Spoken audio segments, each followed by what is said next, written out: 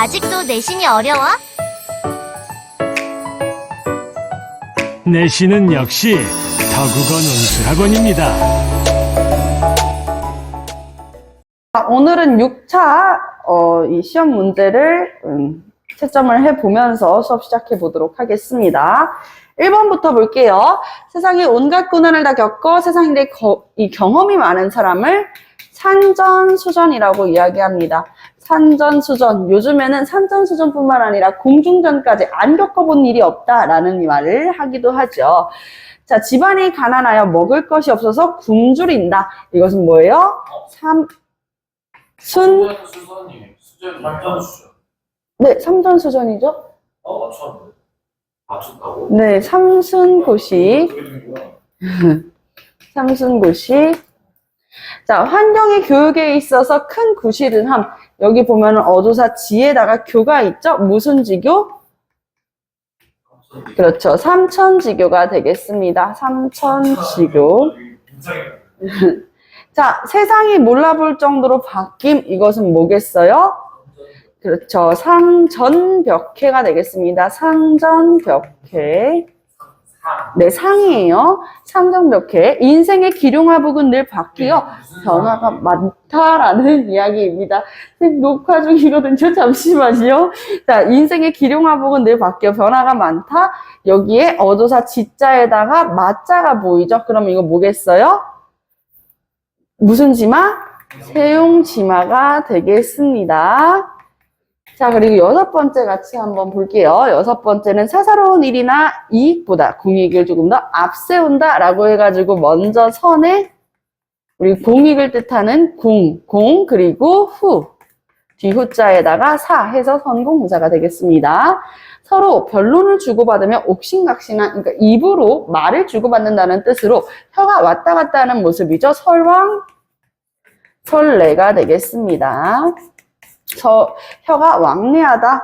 자, 그리고 죽어서라도 고향의 땅에 묻히고 싶어 하는 마음을 우리가 뭐라고 이야기를 할까요? 수구, 초심이라고 이야기하고 있습니다. 오래 살고 복되며 건강하고 편안함을 뭐라고 이야기할까요? 수복, 강령이 되겠습니다.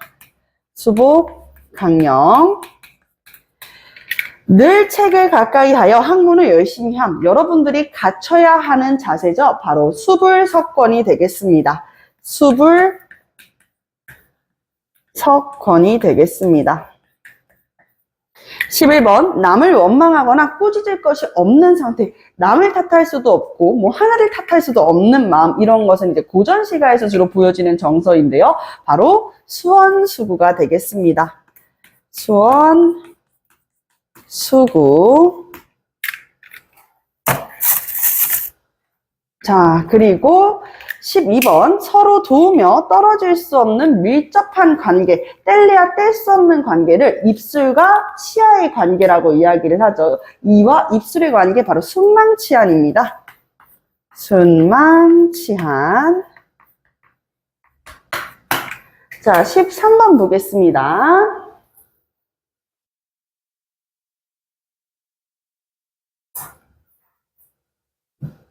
네. 13번. 여러 사람이 힘을 합하면 한 사람을 돕기는 쉽다. 이는 무엇일까요? 십시 1번입니다. 자신의 이익을 먼저 생각하고 행동하는 것, 혹은 자신에게 억지로 이득이 될 만한 상황을 초래하는 것, 그것은 바로 아전인수입니다. 아자예요. 나를 뜻하는 나, 저는 밭전자죠. 나의 밭으로 뭐한다? 끌어당긴다. 무엇을? 밭을. 물을. 그래서 내 밭으로만 물을 끌어다니는 현상, 바로 아전인수가 되겠습니다. 자, 15번이랑 16번은 둘 다 쉬웠어요. 여기에 보니까 자, 편안할 안자가 보이고 있습니다. 그래서 맨 마지막에는요, 만족을 뜻하는 족과 그리고 길도자가 있네요. 그러면 안분지족 혹은 안빈낙도로 이해를 해볼 수가 있겠습니다. 자신의 분소에 만족하다는 족자, 그리고 다른 데 마음을 두지 않는다라고 해가지고 안분지조 가난에 구애받지 않는다. 가난을 뜻하는 한자가 뭐예요? 빈이 되겠죠. 그래서 안빈낙도가 되겠습니다. 속으로는 슬프면서 겉으로는요 티내지 않는 거. 오늘은 웬일로 17번이 교원영색이 아니에요. 그죠? 바로 A 불비가 되겠습니다. A 불비. A 불비, 슬픔을 티내지 않는, 드러내지 않는 태도를 이야기를 하겠습니다. 자, 우리 18번으로 같이 한번 가서 답 맞춰보도록 할게요. 자, 18번. 격에 맞지 아니함과 함께 섞이지 못함. 그리고 자식 많은 부모는 늘 근심이 많음. 자, 격에 맞지 아니하다. 그래서 뭔가 우리 그런 거 있죠. 굉장히 뭐 아름다운 신축 아파트에 무늬는 꽃무늬인 거야. 이러면 조금 뭔가 이상한 느낌이 들겠죠. 맞지 않은 듯한 느낌. 가계기둥에 입춘이 되겠습니다. 함께 섞이지 못함. 개밥에 들어있는 무엇인 거야?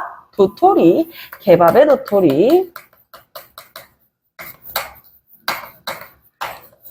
자식 많은 부모는 늘 근심이 많다. 무엇입니까? 가지 많은 나무, 바람 잘 날 없다.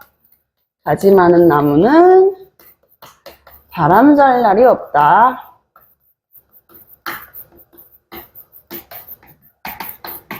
자, 이렇게 볼 수가 있겠지요. 자, 이 밑으로는요, 시분석입니다. 이번 주 시분석이 굉장히 좀 어렵게 느껴졌다는 친구들이 많았어요. 그래서 여러분들은 어떻게 느끼셨을지 모르겠지만 이 시분석도 잘 해 넘겨가 보도록 하겠습니다. 자, 시들이 다 재밌는 시들이 나왔어요. 일단은 이 국밥 이 얘기가 21번에서 나왔었죠. 그쵸? 국밥 숟가락 가득 더 넣으시는 노인의 쩍 벌어진 입이 나는 어찌 이리 눈물겨운가 라고 이야기하고 있어요. 황지우의 거룩한 식사입니다. 자, 22번. 산천은 의구하되 인걸은 간대한다. 어즈버 태평연월이 꾸니원가 하노라. 자, 가장 마지막 이 낙구의 첫머리가 감탄사로 이제 시작하는 것처럼 자음보의 형태에다가 가장 마지막에 이 첫 머리, 첫 구가 감탄사 혹은 세 글자인 경우에는 우리가 이 한가의 형태를 계승해온 무엇이라고 볼 수 있다 그랬었죠? 시조라고 볼 수가 있다 그랬었죠. 이 시조는요, 바로 길제의 시조입니다. 길제가 누군지 아나요? 모르시군요. 길제는 바로 여러분들 정몽주와 밀접한 관계가 있었어요. 정몽주는요, 조선이라는 나라가 건국되는데, 개국되는 데 있어가지고 찬성했나요? 반대했나요? 네, 반대를 했습니다. 그렇기 때문에 길제도 마찬가지로 정몽주와 같이 온건파 신진 4대부였었다. 그래서 고려인이었고, 그리고 고려의 신하, 신진 4대부의 한 사람이었었지만, 조선이 건국되는 데에는 반대를 하고, 고려를 끝까지 지키려고 했었던 인물이라는 거 알 수가 있어요. 자, 여기는 이제 최승호의 북어라고 하는 작품이 되겠습니다. 이렇게 입을 쩍 벌리고 있는 마른 물고기 있죠. 말린 물고기. 북어에 대한 이야기를 하게 되는 것이죠. 자, 그리고 밤밤중에 혼자 일어나 묻노라 이내 꼬마랑 그 밑에 보이는 구렁이 닿는 풀이 봄비의 절룩이러까지 같은 사람이 쓴 시인데요. 바로 이정환이라고 하는 조선 중기의 충신이 되겠습니다. 이 인물은 실제로 효종을 모시고 이 청나라를 갔다 오기도 했었는데요. 이정환이 쓴 이 작품을 우리는 뭐라고 부르냐면요. 국치비가라고 불러요. 국치비가. 나라의 치욕을 슬퍼하는 노래라는 뜻이죠. 그리고 총 10가지 십수로 이루어져 있기 때문에 비가십수라고도 부릅니다. 작품에 대한 간략한 설명을 마쳤으니 이번에는 우리 21번부터 같이 한번 진행을 해보도록 하겠습니다. 자, 황주의 거룩한 식사입니다. 국밥을 숟가락 가득 더 넣으시는 노인의 쩍 벌어진 입이, 그의 입이 나는 그렇게도 눈물겹다라고 이야기를 하고 있어요. 이 작품의 주제는요, 소외된 이웃에 대한 연민과 그리고 밥을 먹는 것, 그러니까 먹는 일에 대한 거룩한 인식을 하게 되는 것이다. 거룩함을 인식하게 되는 것이 주제가 되는 작품이 되겠습니다. 그래서 여기에서 노인은 시적인 무엇이 되는 거예요?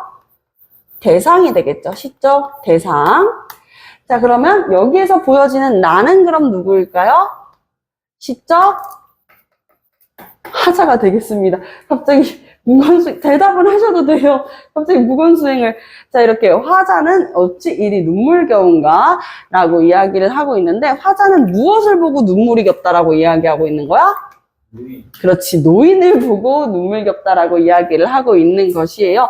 그런데 노인을 보고 눈물겨운가? 라고 질문하는 게 실질적인 질문은 아니죠. 그래서 우리는 여기에서 서리법을 찾아낼 수가 있고, 한 가지 더 입을 벌리는 이 모양을 본따 가지고 뭐 하고 있어요? 그렇지. 음성상징어. 그쵸? 음성상징어를 사용해서 이 시적 대상인 노인이 입을 벌리는 모습에 대해서 표현을 하고 있다라고 볼 수가 있겠습니다. 자, 길제의 시조 같이 한번 볼게요. 여러분들 시조에 대부분 제목이 없는 경우가 좀 많아요. 가사 같은 경우에는요, 제목이 있죠. 뭐, 송미인곡, 삼인곡, 뭐, 상충곡 등 제목이 이렇게 있는 경우들이 허다한데, 시조 같은 경우에는 딱 명확한 제목이 있는 경우를 우리가 크게 못 본 것 같죠.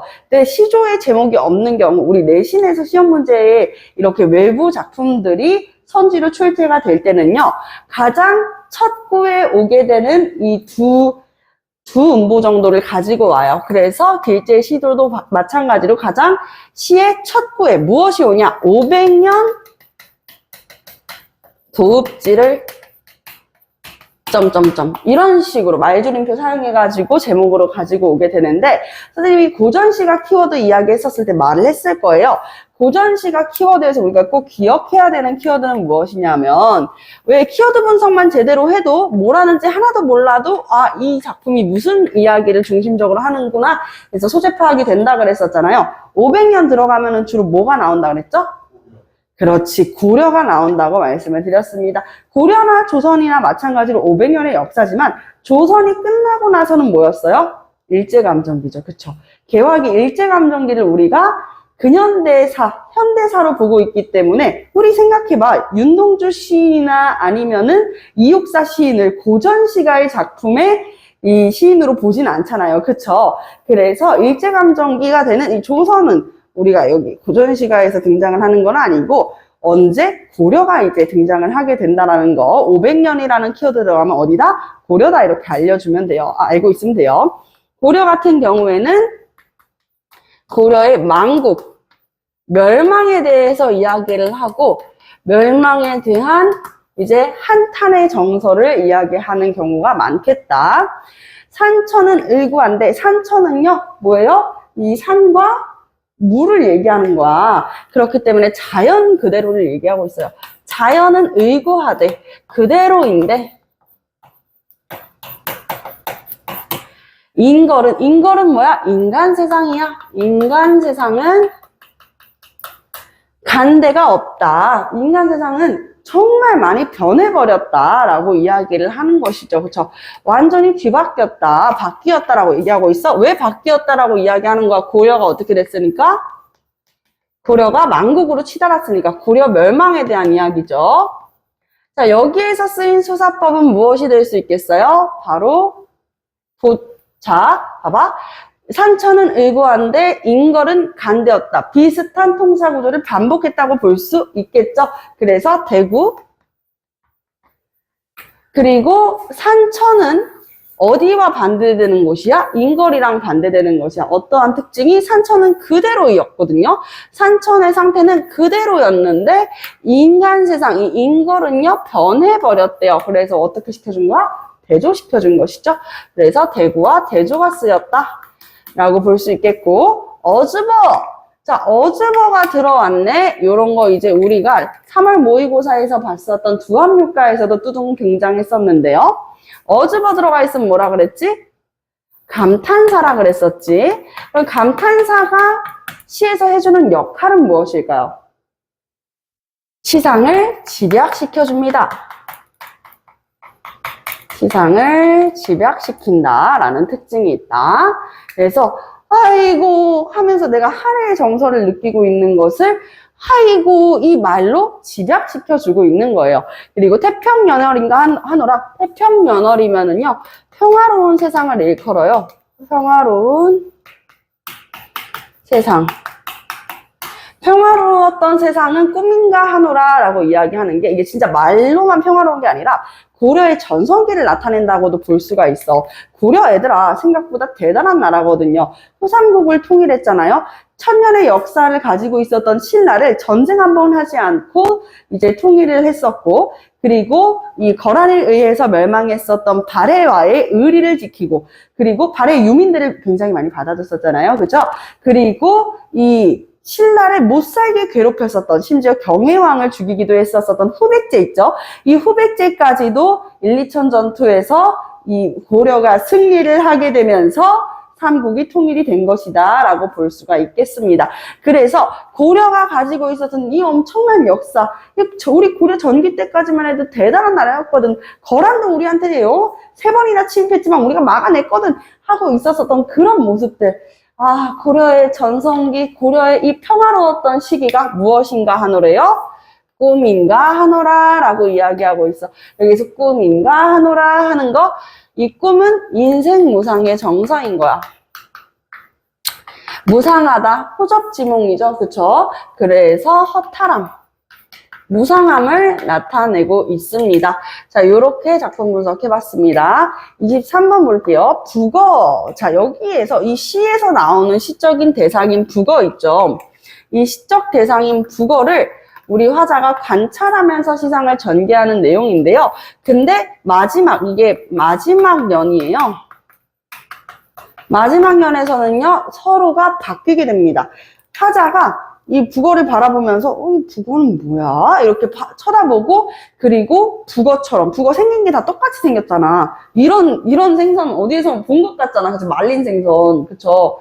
이렇게 똑같이 벌리고 있는 생선을 보니까 생각 없이 그냥 입만 벌리고 있는 사람들. 현대인들 자신의 주관을 잊어버리고 남들이 하는 대로 다 따라하는 그런 현대인의 모습이랑 비슷하다라고 생각을 하고 있었는데, 이번에는 반대로 북어가 화자를 보고 화자에게 말을 건네고 있습니다. 이거를 주객 전도식 표현 기법이라고 얘기를 하는데요.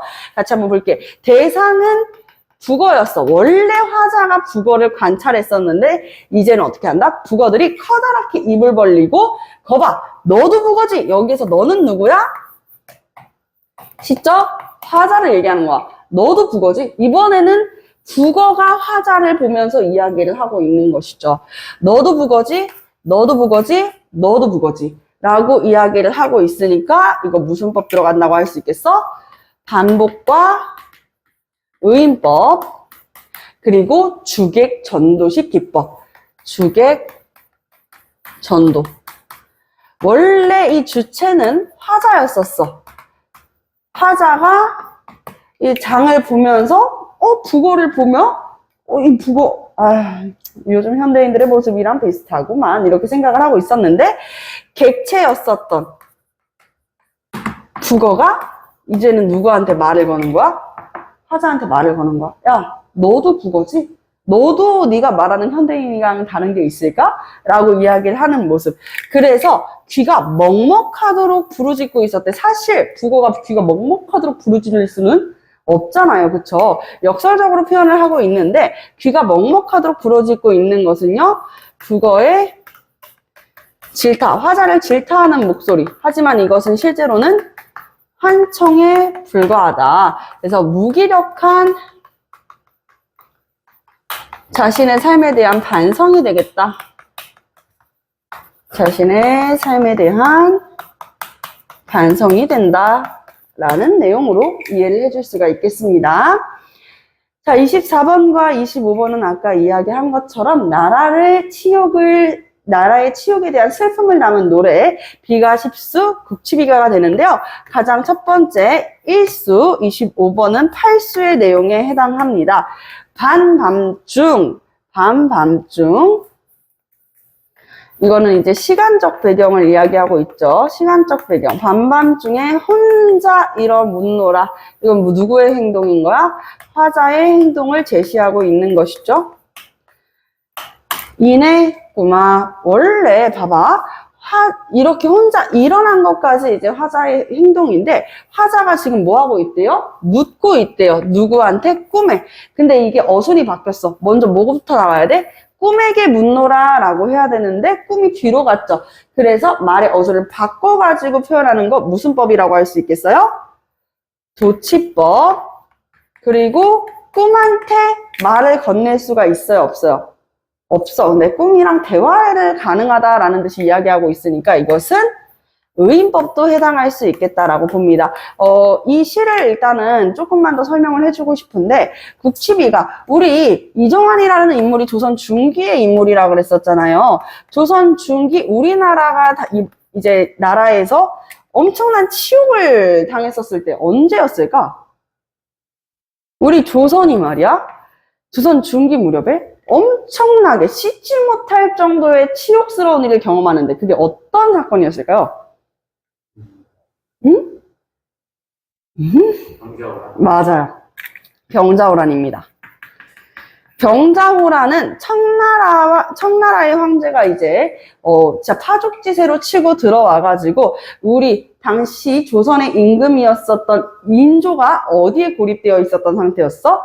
맞아요. 남한산성에서 45일간의 항쟁을 했었지만 결국에는 우리가 누구한테 항복을 해요? 청나라 황제한테 항복을 하게 되는 것이죠.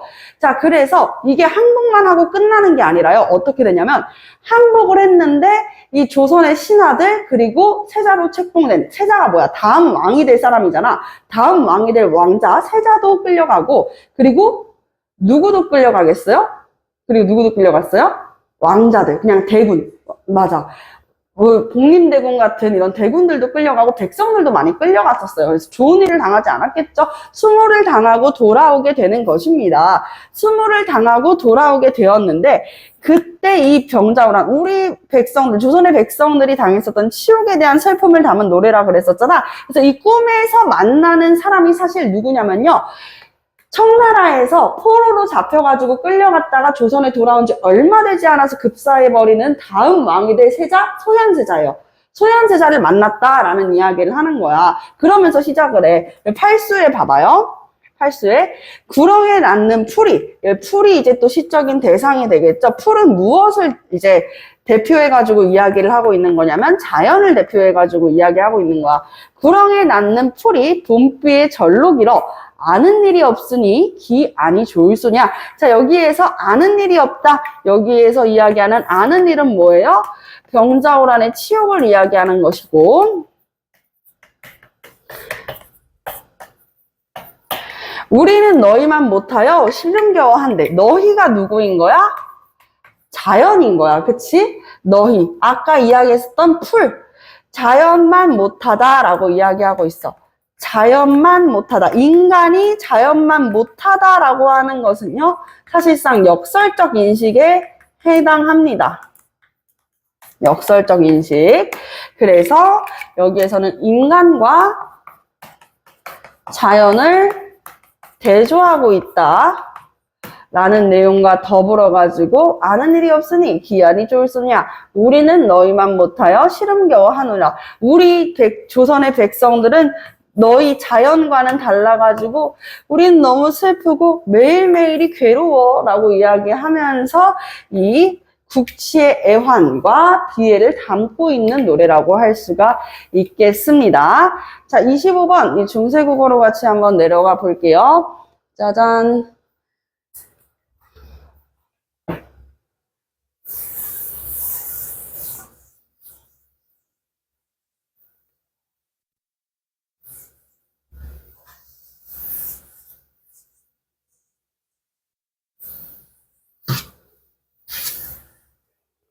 자, 26번부터 35번까지 같이 한번 보겠습니다.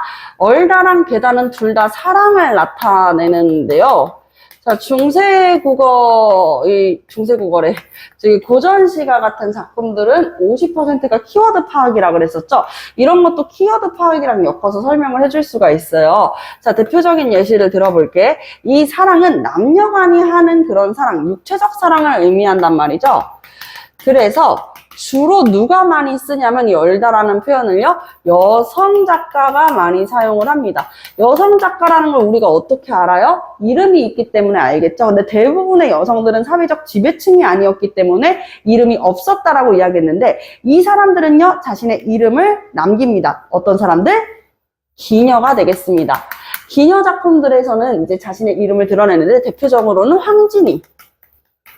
그래서 황진이의 시조에서 이런 얼다 등이 들어가 있으면 황진이가 간절히 그리는 임, 누구라 그랬어? 황진이랑 짝은 누구였죠? 그렇지, 서경덕이죠. 그래서 그런 인물들이 등장을 하게 된다라는 거, 그런 인물들과의 사랑을 이야기하는 것이다. 자, 괴담은요, 누가 많이 쓰냐? 남성 작가들이 조금 쓰는 경향이 있습니다. 근데 이게 되게 재밌는 게 뭐냐면, 남성 작가들이 쓴다? 근데 이런 괴담라는 표현 들어가 있는 거 대부분 이제 좀 조선의 작품들에서 나타난단 말이야. 조선의 사회적 지배층 남성 작가. 지배층이 누구야? 양반이잖아, 양반. 이 양반들이 사랑이라는 표현을 쓴다고? 이것 조금 모순적이야. 왜 모순적이냐면, 이 당시 조선의 양반들, 지배층들은 뭐라고 이야기하냐면, 남녀 상렬지사라 그래서, 남자랑 여자가 사랑하는 이야기를 중심으로 쓴 가사나 이런 그 시조들이 있죠. 굉장히 저급하다고 생각을 해요. 왜냐면 이 양반들 유교를 공부한 사람들이잖아. 그치? 유학자들, 성리학자들 입장에서는 야, 남녀가 사랑하는 일이야 뭐 자연스러운 일인데 이러한 정서를 가지고 시까지를 쓰냐. 이런 건 조금 꺼내지 않아도 되는 일이다. 집안일이면 집안일의 문제에서 끝나야지. 야, 옆집 저기 춘식이도 결혼해가지고 다 살고 있는데 남녀가 사랑하는 이야기를 이렇게 극대화시켜가지고 쓸 게 뭐가 있냐 라고 생각을 한단 말이야. 근데 불구하고 양반들이 이런 사랑이라는 표현을 쓰면서 남녀 간의 막 사랑의 정한 막 굉장히 그리워하고 떠나신 님이 언제 돌아올까? 님은 나를 버렸지만 나는 님에게 차라리 떨어지는 달빛이라도 될 테야. 이런 작품들을 보면은 야, 이거 진짜 남녀상렬지사라고 생각했었던 사회적 지배층 양반들 맞아? 라는 생각이 든단 말이지. 근데 이게 왜 등장을 하는 거냐? 이거는 사실상 연군지정의 정서를 나타내기 위함이다. 연군지정이 뭐예요? 군주를 연모하는 정서를 우리가 연군지정이라고 이야기를 하잖아. 대표적으로는 누가 있어? 정철. 이 정철이 송미인곡에서 괴다라는 표현이 드러나게 괴다라는 표현을 사용을 하게 되는데, 내 이 행실이 행동이, 얼굴이 괴암즉하다라고 얘기해. 사랑받을 법도 한데 라고 이야기하는 건데, 여성 화자가 내가 간절히 말하는 임한테 사랑을 받을 법도 한데, 근데 여기에서 쓰는 이 표현은 정신적 사랑이란 말이죠. 남성 작가잖아. 대부분 군주에 대한 사랑을 표현하는데 군주를 육체적으로 사랑한다? 조선의 신하들은 다 남자인데 남자 신하가 왕을 육체적으로 사랑한다? 이상하잖아요. 그죠? 그래서 이런 정신적 사랑, 괴다라는 표현이 드러나게 됩니다. 자, 그리고 벽이다입니다. 벽이다는요, 고려에 이제 정서라는 인물이 썼었던 정과정이라는 작품에서 나타나는데, 정과정에서 이제 무슨 이야기를 하냐. 여러분들 고려시대에 기억나나? 무신정변이 있었을 때 왕이 의종이었었거든요. 의종한테 버림을 받았었던 사람이 정서예요. 버림을 받다라는 게 좀 그렇고 유배를 보내지는데 이때 정서를 모함하는 사람들이 되게 많았어. 싫어하는 사람, 요즘 막 그런 얘기들, 헤이러들이 되게 많았던 사람이 정서야. 그래서 심지어 외척관계여가지고 되게 구설수에 오르기 쉬운 자리에 있었던 사람인데 정서가 결국에는 의종의 손에서 내쳐져가지고 유배를 가게 되니까 그 유배지에서 썼었던 게 정과정이거든요. 뭐라고 이야기를 하냐면 저 아니라고요. 저 억울하다고요. 안 그랬다고요. 그래도 사랑하는데요. 진짜 다시 한번 사랑해주시면 안 될까요? 기회 한 번만 더 주시면 안 될까요? 이런 내용을 하는 거야. 조선의 정서가 조금 익숙한 우리 입장에서는 살짝 당황스럽지 않아요? 대부분, 야, 정철도 마찬가지로, 유배지에서 작품 쓰고, 막 송민국 쓰고 했는데, 대놓고 억울하다고요. 안 그랬다고요. 이런 얘기를 하니까, 이렇게 직설적이게 얘기한다고? 살짝 당황스럽죠? 실제로 이 정과정을 보고 의종이 알겠다고 달래줬대요. 그만 부르겠다고. 근데 안 불렀죠. 자, 어쨌든 이 벽이다는요, 우기다라는 표현입니다. 벽이시더니, 니러시니까, 우기다, 혹은 모함하다라는 표현입니다. 모함하다. 방송하다는요, 내보내다 혹은 석방하다라는 표현이고요. 느끼다는 흐느끼다. 이슷하다는 비슷하다. 그리고 혀다는요, 불이나 악기를 어떻게 하다? 켜다가 되겠습니다. 어여쁘다는요, 예쁘다일까요? 아니죠. 불쌍하다입니다. 불쌍하다. 시어디어는 사라져서 혹은 죽어 없어져서 떨어지는 나거리라도 되겠다. 송민국에서 나온 표현이죠. 그쵸? 죽어 없어져서 없어져. 이 아래 아자, 갓. 이 시간이 지나서 굿 이렇게 되기도 한다고 했죠? 선생님 입에서 나오기를 간절히 바라는 그 말 바로 끝이 되겠습니다. 자, 36번 마무리 지으면서 오늘 테스트 점수 파악해 보도록 할게요. 자, 숟가락이나 젓가락은 두 개 다 복합어인데요. 숫과 가락이 더해진 말과 젓과 가락이 더해진 말일 텐데 이거를 한번 뜯어서 봐봅시다. 일단은요, 숟가락의 이 술이 한 술, 두 술. 엄마 나 입맛 없어가지고 밥을 한 술도 못 먹겠어 라고 얘기했을 때 그 한 술, 두 술이에요. 이 술 아닙니다. 아시겠죠? 한 술, 두 술 할 때 술인데 원래는 그럼 이게 숟가락이 아니라 뭐였다는 거야? 술가락이었다는 거야. 응? 술가락이었었는데 이렇게 두 개의 단어가 합쳐지는 복합어가 만들어지는 과정에서 먼저 오는 말의 종성자리가 리을일 경우에 한글 맞춤법 제 29조항에 따라가지고 이렇게 리을 받침을 무엇으로 바꿔준다? 디귿으로 바꿔준다라는 조항이 있는 거예요. 예시를 하나 들어볼까요? 자, 예시를 하나 들어보면은 이틀 플러스 날이에요. 자, 그러면 여기에 이틀 했을 때 무슨 받침이 따라가요? 리을 받침이 따라가죠. 근데 여기 보니까 한글 맞춤법 제29항 조항이 어떻게 되는 거야? 적용이 되면 이 틉날이 될 수 있다는 거지. 이튿날. 이런 것도 될 수 있어요. 설 플러스 달.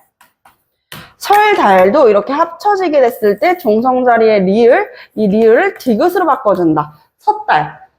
섣달이라고 발음할 수가 있는 것이죠. 그래서 여기에서는 한글 맞춤법 조항이 이제 쓰인 것이고요. 젓가락은요, 젓가락 할 때 한자가 있어. 젓가락 저라고 하는 한자에다가 가락이라고 하는 우리의 고유어가 쓰이게 된 거야. 그럼 여기서 어떻게 됐어요? 사이시옷이 덧나게 된 것이죠. 그쵸? 사이시옷이 덧나게 되면서 발음으로 냈을 때 음절 끝소리 규칙에 따라 가지고 디귿으로 발음이 되는 거고, 디귿에다가 디귿이 지금 뭐 만났어요? 초성자리에 기역을 만났어요. 자, 종성자리에 기역, 디귿, 비읍이 있으면 그 다음에 안 울림 예사 소리가 되는 구두방 사장이 오게 되는 경우 된소리로 발음된다고 했습니다. 그래서 젓가락이라고 발음이 되는 것이죠. 젓가락이라고 발음이 되는 것이다.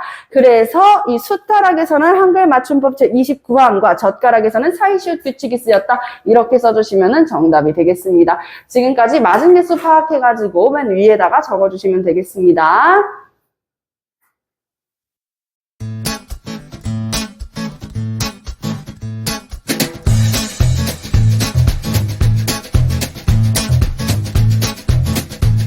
학원으로 전화 주세요.